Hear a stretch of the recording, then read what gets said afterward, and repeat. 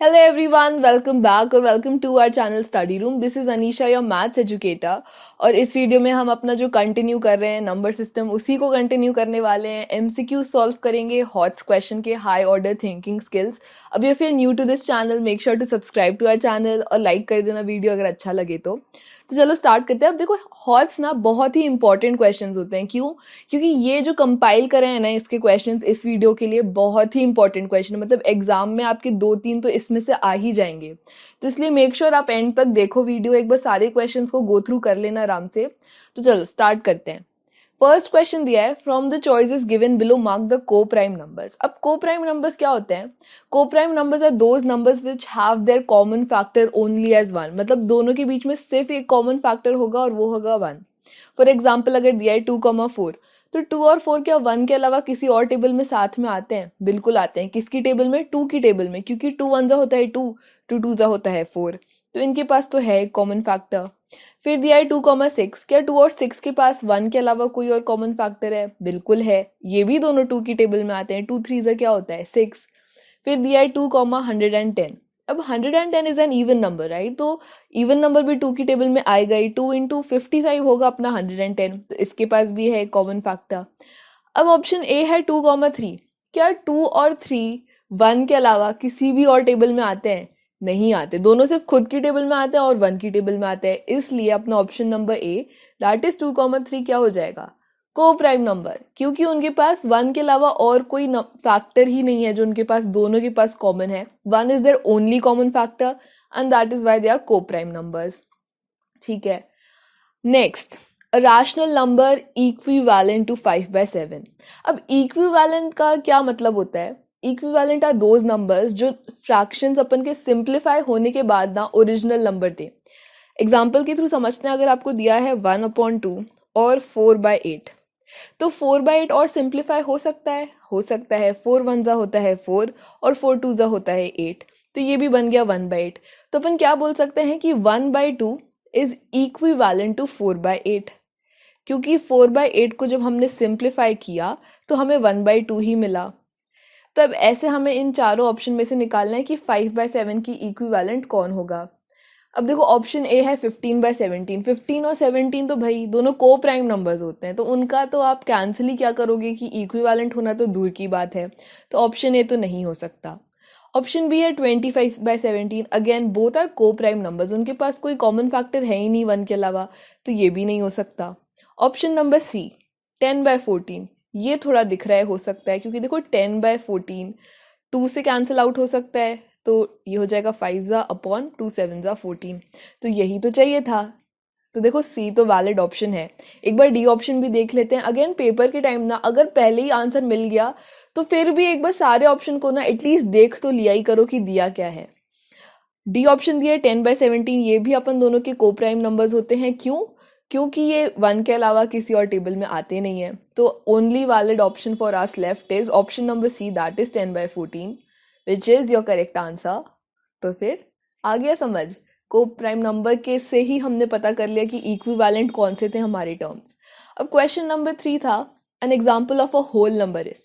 ये तो भाई एकदम 5 सेकेंड में आंसर बताओ. होल नंबर अपन के कहाँ से चालू होते हैं? 0 से. तो मतलब 0 1 2 3 एंड सो ऑन. तो नेगेटिव नंबर्स तो इंक्लूड नहीं होते.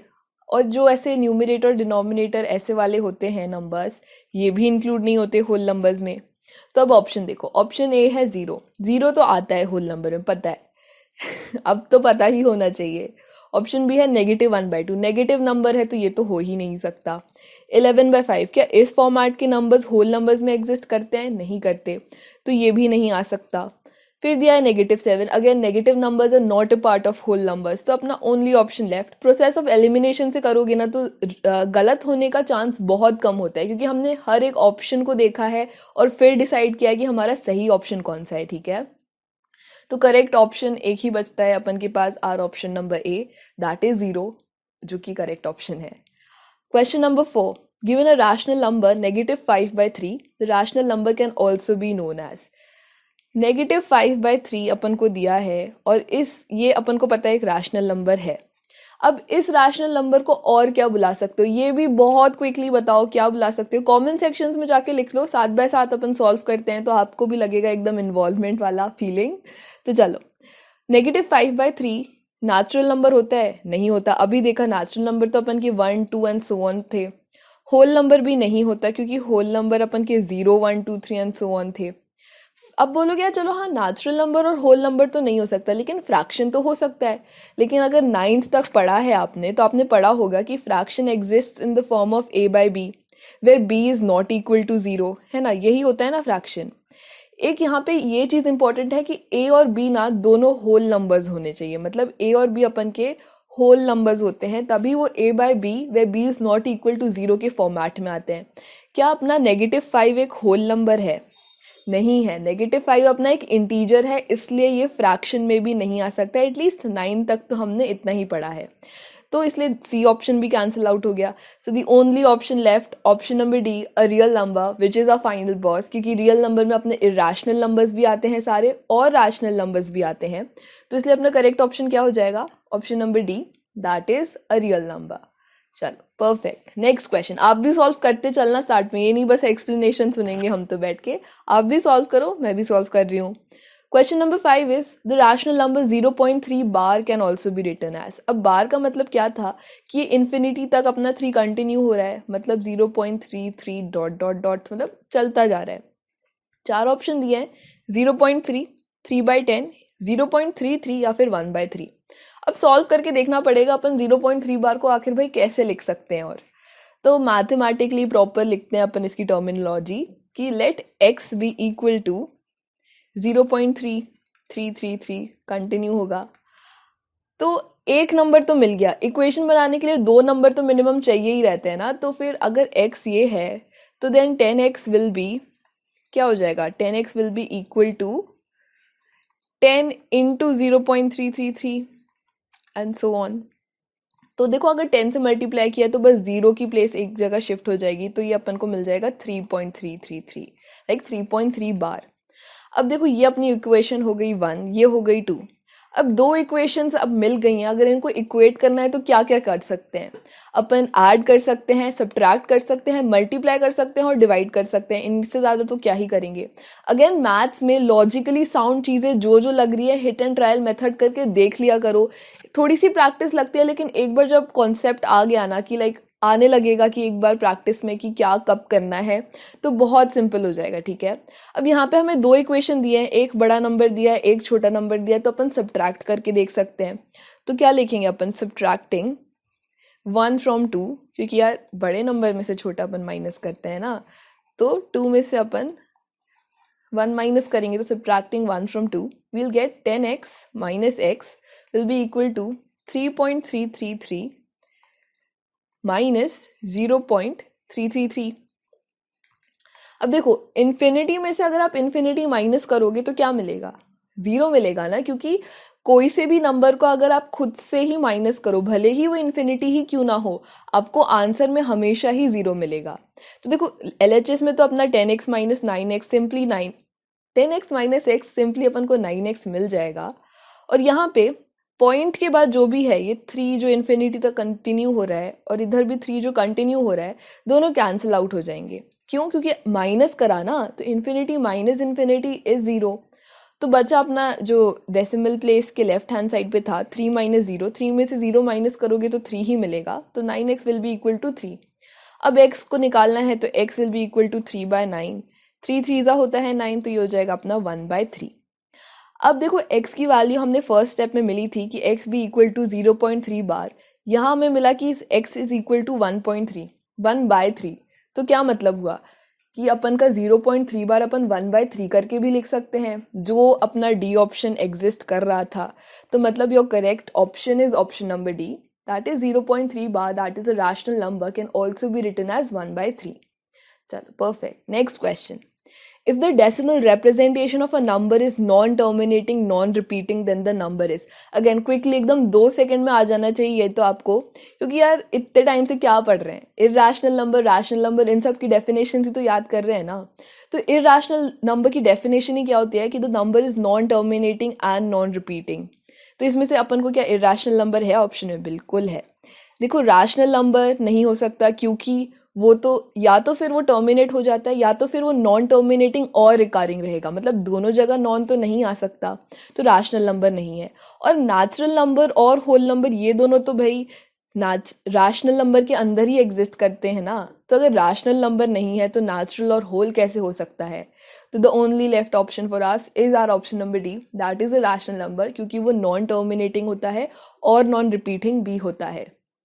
चलो next question, the square root of which number is rational, मतलब स्क्वायर करने के बाद कौन सा नंबर इसमें से हमें एक रैशनल नंबर देगा। ठीक है, क्वेश्चन को बहुत ध्यान से पढ़ा करो, इरैशनल रैशनल थोड़ा सा सोच लिया करो क्या पूछा है, फिर ही सॉल्व करना स्टार्ट करो। अब ऑप्शन ए दिया है 7, तो स्क्वायर रूट निकालना है, तो अंडर रूट 7 क्या होगा अपना? ये तो अपन को पता है ना, under root 7 is an irrational number, क्योंकि इसको अगर अपन सॉल्व करने जाएंगे तो अपन को एक नॉन टर्मिनेटिंग और नॉन रिकारिंग नंबर मिलेगा, मतलब ना तो वो कभी उसकी डिवीजन खत्म होगी और ना ही वो कभी रिपीट होगा।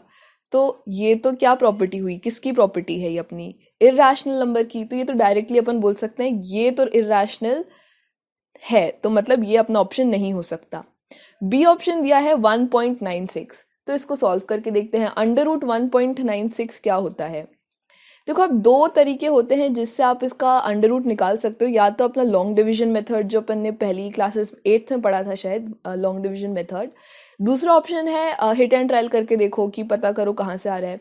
अब लॉन्ग डिवीजन मेथड कर सकते हो बट थोड़ा सा टाइम कंज्यूमिंग हो जाता है। मैं यहाँ पे हिट एंड ट्रायल से करके देखते हैं।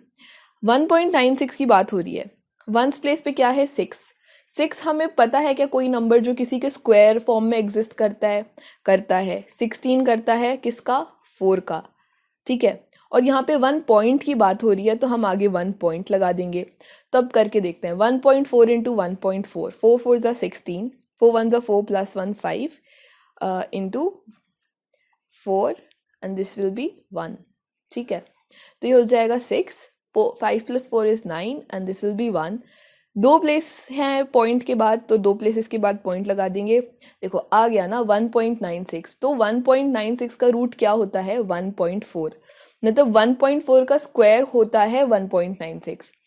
तो यार 1.4 तो अपन को दिख रहा है एक रैशनल नंबर है, तो option B is valid, like the square root of 1.4 is a rational number.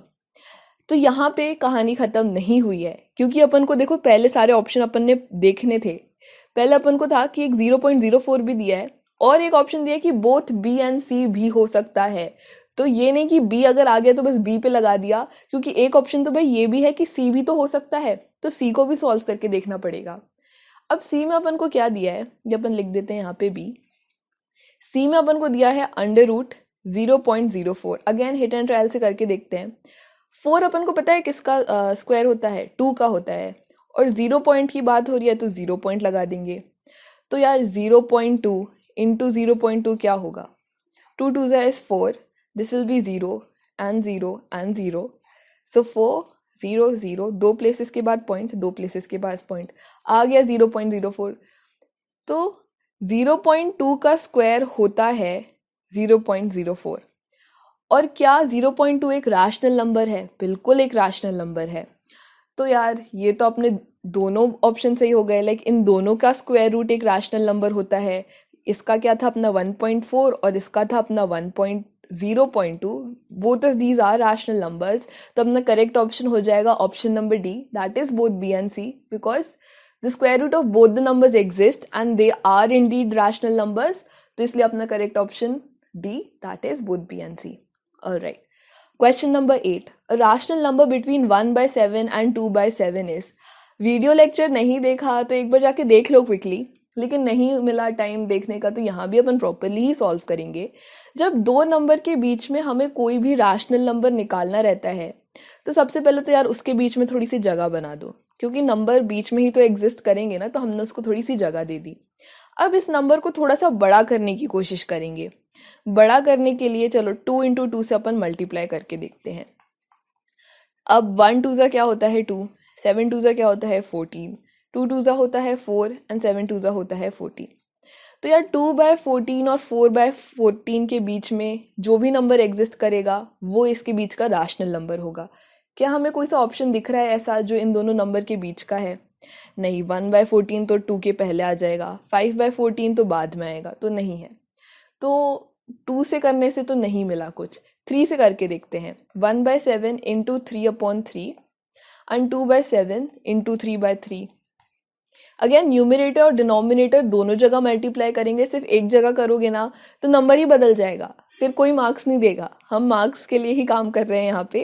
तो चलो 1 इंटू 3 इज 3, तो 7 3 और होता है 21, 3 2 is 6 एंड 7 3 is 21। तो 3 और 6 के बीच में डिनोमिनेटर 21 है, कोई सा ऐसा नंबर दिख रहा है ऑप्शन में? 2/21 तो नहीं करेगा, 3 के पहले एग्जिस्ट करेगा वो, तो ये भी नहीं हो सकता। यहाँ पे क्रॉस लगा है। क्या 5/21 एग्जिस्ट करता है 3 और 6 के बीच में? बिल्कुल करता है, 5/21 इसके बीच में ही तो आएगा। तो इसलिए अपना करेक्ट ऑप्शन क्या हो जाएगा? Option number D, that is 5/21, because it is a number that is existing between 1/7 and 2/7। कैसे? अभी हमने सॉल्व करके देखा, नंबर के बीच में थोड़ी सी जगह बनाई, उसको थोड़ा बड़ा करा, और उस बड़े नंबर के बीच में जो भी नंबर एग्जिस्ट करेगा वही हमारा आंसर है, और वही हमारा क्या, जो रैशनल नंबर हमें फाइंड करना था। ठीक है, next question. The number 1.10, 100, 100, 1 4 bar 0 1 dot dot, मतलब ये अभी भी कंटिन्यू हो रहा है, इज। अगेन बहुत सिंपल क्वेश्चन, कमेंट सेक्शन में लिख दो अगर एकदम से आ गया कि क्या है answer. Answer is obviously option number D, an irrational number. क्यों? Again this is a non terminating और नॉन रिकरिंग नंबर, मतलब टर्मिनेट नहीं हुआ है, ये कंटिन्यू हो रहा है, प्लस इसके ऊपर बार भी नहीं लगा, तो मतलब ये रिकरिंग भी नहीं है। देखो पैटर्न ज़रूर है, लेकिन वो सेम पैटर्न नहीं चल रहा है, number of zeros keep on increasing, इसलिए ये रिपीटिंग में नहीं आ रहा है। जो अपन की सिर्फ इरैशनल नंबर की प्रॉपर्टी होती है, तो हमने डी ऑप्शन अपना मार्क कर दिया कि the following number is indeed an irrational number. चलो next question. On adding 2√3 and 3√2 we get what? Again बहुत ही सिंपल क्वेश्चन। अगर दिया है रूट के अंदर दोनों अपन को अलग अलग टर्म्स दिए हैं और बोला है ऐड करो, तो अपन क्या कर सकते हैं? अपन ज़्यादा से ज़्यादा बीच में बस एक प्लस का साइन लगा सकते हैं, क्योंकि यार अभी तो हमें इस लेवल पे अपना रूट खोलना नहीं आता, तो इसलिए हम बस 2√3 प्लस 3√2 को प्लस के साथ लिख देंगे, क्योंकि दोनों अलग टर्म्स हैं तो उनको हम ऐड नहीं कर सकते। और ये अपना ऑप्शन भी दिख रहा है, एक option C, that is 2√3 plus 3√2, which will be your correct option. देखो ऑप्शन सी 2√3 प्लस 3√2, बस दोनों के बीच में हमने एडिशन का साइन लगा दिया, क्योंकि टर्म्स ही अलग थे तो हम क्या ही करें, है ना। ठीक है, next question. On dividing 6√27 by 2√3 we get what? Dividing का क्वेश्चन है, तो चलो डिवाइड करके देखते हैं। 6√27 को डिवाइड करना है 2√3 से। अब ये तो चलो बाहर है तो डायरेक्ट हो जाएगा, 2 3 होता है 6, तो 3 अंडर रूट। अब एक प्रॉपर्टी थी ना, अगर रूट ए अपॉन रूट बी है तो वो होल अंडर रूट ए बाय बी हो सकता है। क्यों? क्योंकि यार रूट एक नंबर पे थोड़ी ना है, रूट तो दोनों नंबर पे है, तो वो एज अ होल भी एग्जिस्ट कर सकता है। अब रूट के अंदर ही कैंसिल हो सकता है बहुत आराम से, 3 9 होता है 27, तो वील गेट 3 अंडर रूट 9। अब 9 अंडर रूट के बाहर आ सकता है क्या? 9 किसी का स्क्वायर होता है? 3 का ही होता है, तो ये हो जाएगा अपना 3 into 3 which will be equal to 9। Simple division किया, क्या 9 हमारे ऑप्शंस में था? बिल्कुल है, ये देखो सी ऑप्शन इज 9, तो अपना correct option is C 9, because we divided it and we found out the answer which was equal to 9, तो इसलिए अपना करेक्ट ऑप्शन क्या है? Option number C, that is 9। चलो next question. -5 plus 2√5 minus √5 is what? अब यार देखो यहाँ पे अपन को दिया है -5 और √5, मतलब -√5 और 2√5। अब √5 क्या एक इरैशनल नंबर होता है क्या? ये बात हमें पता है, बिल्कुल पता है, लेकिन ये बात हमें इसलिए पता है क्योंकि ये एक नॉन टर्मिनेटिंग और नॉन रिकरिंग नंबर है। ये नहीं कि रूट लगाने से वो रूट लग गया इसलिए इरैशनल हो गया, ऐसा नहीं होता। मतलब क्या √4 एक इरैशनल नंबर है? नहीं है। क्यों? क्योंकि √4 को अपन खोल के 2 लिख सकते हैं which is a rational number, तो √4 एक इरैशनल नंबर नहीं होता। रूट के अंदर वो नंबर्स इरैशनल होते हैं जो कभी डिवाइड होके टर्मिनेट नहीं होंगे, मतलब वो नॉन टर्मिनेटिंग होंगे और नॉन रिकरिंग होंगे, और वो p/q के फॉर्मेट में अपन उसको नहीं लिख सकते। √4 को 2 लिख के 2/1 लिख सकते हैं, तो ये अपना देखो p/q फॉर्मेट में बिल्कुल लिख सकते हैं इसको। तो यार अब पूरे इक्वेशन में अगर एक भी नंबर ऐसा आ गया जो इर्रेशनल है तो आपका पूरा का पूरा इक्वेशन इर्रेशनल नंबर बन जाएगा, जो है अपना option A, that is an irrational number. थोड़ा सा इसको अपन सॉल्व भी कर सकते हैं क्योंकि देखो दोनों √5 की ही बात है ना, तो this will be plus minus, तो क्या हो जाएगा माइनस 2√5 में से √5 माइनस करोगे क्योंकि यहाँ पे कुछ नहीं है तो 1, इट विल बी नेगेटिव √5, मतलब 2 - 1 करा तो क्या मिला 1 ना, बस आगे इसके √5 लगा दिया। अब 1 लिखने की तो कोई बात है ही नहीं तो इसलिए डायरेक्ट √5। तो यार -5 माइनस √5 एक इर्रेशनल नंबर ही तो हुआ, क्यों? क्योंकि √5 is again a number which is non terminating and non recurring simply because it is an irrational number. तो इसलिए अपना करेक्ट ऑप्शन है A, that is an irrational number, क्योंकि √5 एक ऐसा ही नंबर अपन के इक्वेशन में था जो इर्रेशनल नंबर था, इसलिए पूरी इक्वेशन भी अपने एक इर्रेशनल नंबर के फॉर्मेट में ही एग्जिस्ट करा। अब देखो next question is the number is 3 - √3 and 3 + √3। अभी मैं बोल रही थी ना कि सिर्फ रूट लगाने से कोई नंबर इर्रेशनल नहीं हो जाता, क्योंकि कभी कभार ना वो क्वेश्चंस फर्दर सॉल्व भी हो सकते हैं। यहाँ पे जैसे अपन को डायरेक्ट प्रॉपर्टी दिख रही है a - √b और a + √b की, जो क्या थी a² - b। तो इससे अपन इसको सॉल्व करके देखते हैं। a² इधर क्या हो जाएगा अपना 9, दैट इज 3² माइनस √3 का 3 आएगा क्योंकि b निकालना है बस, ठीक है। तो 9 - 3 क्या होता है 6। क्या 6 एक रैशनल नंबर है? बिल्कुल है। तो यहाँ पे रूट में था, हमारे ऊपर इक्वेशन में एक इरैशनल नंबर था, लेकिन अगर हमने उसको सॉल्व किया तो हमें आंसर में एक रैशनल नंबर मिला। इसलिए देखो रैशनल नंबर अपना ऑप्शन में भी है, ऑप्शन बी होगा आपका सही आंसर। देख लेते हैं एक बार सही है कि नहीं। तो देखो बिल्कुल सही है, क्योंकि हमने इसको सॉल्व किया और हमें एक रैशनल नंबर मिला था जो था 6, that is a rational number. तो your correct option is option number B, that is a rational number. Question number 14, on simplifying 8 to the power 3 into 2 to the power 4 we get। Simplify करने की बात हो रही है, तो चलो solve करके देखते हैं। 8 to the power 3 को अपन कैसे लिख सकते हैं? 8 का अपन प्राइम फैक्टराइजेशन कर सकते हैं सबसे पहले, कि 2 4 होता है 8, 2 2 होता है 4 एंड देन 2 1 इज 2, ठीक है। तो ये हो गया अपना 2 into 2 into 2 which is equal to 2 की पावर 3, ठीक है।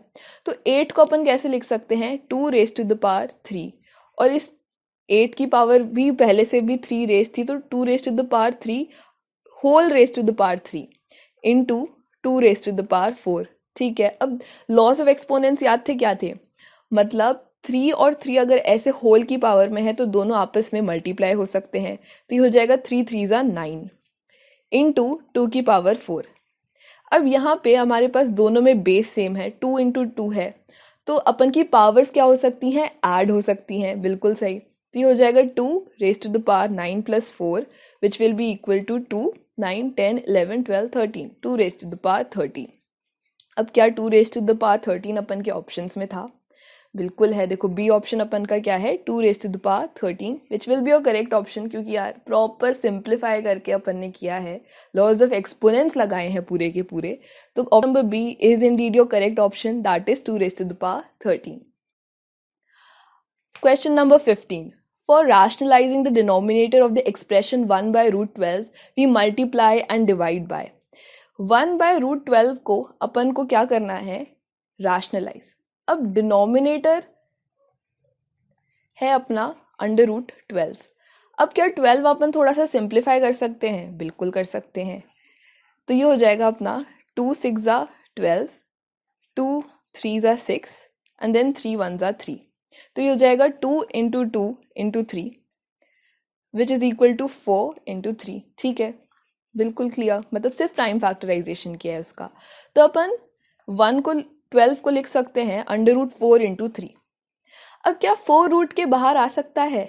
बिल्कुल आ सकता है यार। 4 को कोई मतलब नहीं है कि वो 3 को अकेला छोड़े या ना छोड़े, वो बोल रहा है मैं तो अगर बाहर निकल सकता हूँ तो मैं तो निकल जाऊंगा। 4 बाहर आके क्या बन जाएगा? 2, क्योंकि 2 का स्क्वायर ही तो होता है 4, और अंडर रूट में अपना अकेला बचेगा 3। तो ये अपना आ गया 1/2√3। अब अपन को इसको करना है रैशनलाइज। तो रैशनलाइज अपन किससे करते हैं? उसी नंबर से जिससे अपन को डिनोमिनेटर में रैशनलाइज करना है। तो अगर यहाँ पे दिया है √3, तो अपन किससे मल्टीप्लाई और डिवाइड करेंगे? √3 से ही करेंगे ना, क्योंकि √3 इज द डिनोमिनेटर जिसको हमें रैशनलाइज करना है। तो इसलिए अपना करेक्ट ऑप्शन है option number D, that is √3। तो बस ये अपना फाइनल क्वेश्चन था। इस वीडियो के लिए सिर्फ 15 क्वेश्चंस डिस्कस करें, लेकिन ये बहुत ही इंपॉर्टेंट क्वेश्चंस है। इसमें एक आध तो फॉर श्योर आपके एग्जाम में आएगा ही, क्योंकि बहुत ध्यान से क्वेश्चंस कल्मिनेट किए हैं आप लोगों के लिए। तो make sure if you like the video, if you understood the video, तो लाइक कर देना वीडियो को, आगे शेयर भी कर देना, कमेंट कर देना कोई भी डाउट हो, कुछ भी लग रहा हो समझ नहीं आया। We are always here to help you as always. तो make sure to like the video, subscribe to the channel, and I'll see you guys in the next video.